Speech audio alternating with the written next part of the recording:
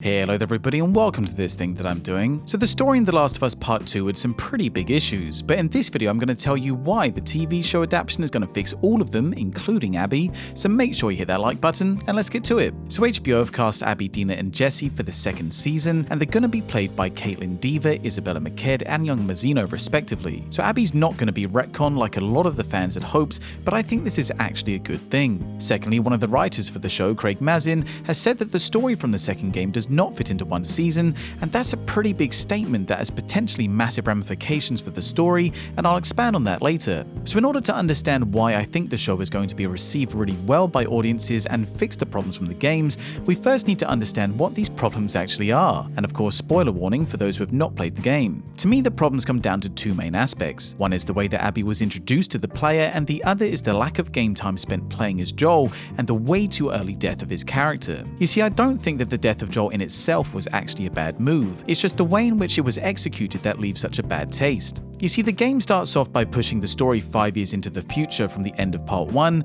and with very little information on what happened between Joel and Ellie in that time. But most importantly, outside of the opening 5 minutes, we spend no time at all actually playing as Joel, and we instead play as Ellie until Abby is introduced. Yep, the character that everybody hates. But actually, I think Abby is a really good character. She was just let down by poor creative decision making and the pacing of the story from Naughty Dog, the game's developers. Right off the bat, Abby is presented to the player as some random nobody with no backstory who has essentially stolen our favorite character's limited gameplay time, and then she literally beats him to death right in front of our eyes. So of course the player is only going to see Abby in a negative light, and more importantly, we now have no desire to see this character develop because we feel cheated by how the game has treated Joel, and by extension ourselves as the player. Abby is then seen as the personification of this betrayal, which is the root cause of the hatred that she receives. The same mistake is even made again during Abby and Ellie's first big fight in the cinema, but this time it's actually much worse because now we're not just watching a cutscene,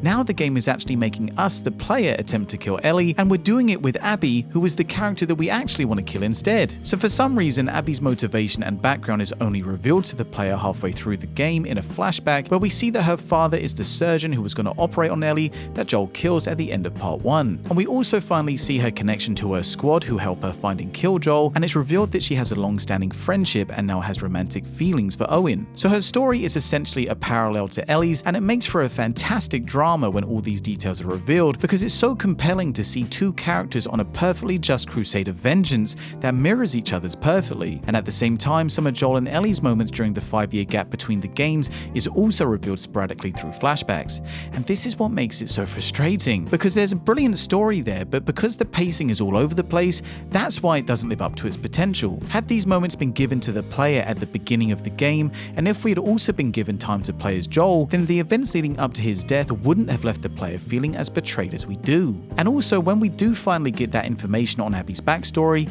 it just feels like it's far too little too late and the damage has already been done. But this is where the TV show can stand on its own and actually be much better than the game. Because first of all, regarding the issue of Abby taking away gameplay time from Joel, well obviously television shows don't have interactive inputs like you do in video games. So for those watching the show, the experience does not change. They're still going to watch The Last of Us in the exact same way they did the first season, so they won't have to deal with a change in dynamic from controlling Joel to controlling Abby, and as such they won't feel the same sense of betrayal that gamers felt because they're just going to be watching the scenes play out like you do with any other show. However, what the show does need to change is the pacing that the game gets so wrong, and I think it will. For instance, I don't think they're going to kill off Joel as quickly as they do in the game. As I referred to earlier, one of the co-writers for the show, Mazino, has said that the second game's story does not fit into one season. So what I think they're going to do here, and especially because they have a big actor in Pedro Pascal playing Joel, is season 2 will tell Abby's origin story alongside Ellie and Joel's time at Jackson, and I think the basis of the story is going to be building up the tension of Abby being on the hunt for Joel and then finally killing him at the end of the season. And I think doing it this way is going to work so much better because the killing of Joel will feel so much more justified from a narrative perspective, and I think it has the potential to be just as well received as the killing of favorite characters from shows like Game of Thrones, and it will even be celebrated as amazing television. Now of course those watching the show are still going to be shocked and sad, but in this scenario they're going to have the benefit of already knowing Abby's fantastic backstory and her motivations for hunting down Joel. I think viewers could even end up rooting for Abby as her backstory is very easy to sympathize with, and let's be real, it's not as if everybody agrees with Joel's decision at the end of part 1 anyway, though it is very easy to understand. And also the anticipation for Ellie getting her revenge in a season 3 will be so incredibly intense that I just can't see why they wouldn't want to do it this way. All in all, I think the story in the second game is really good,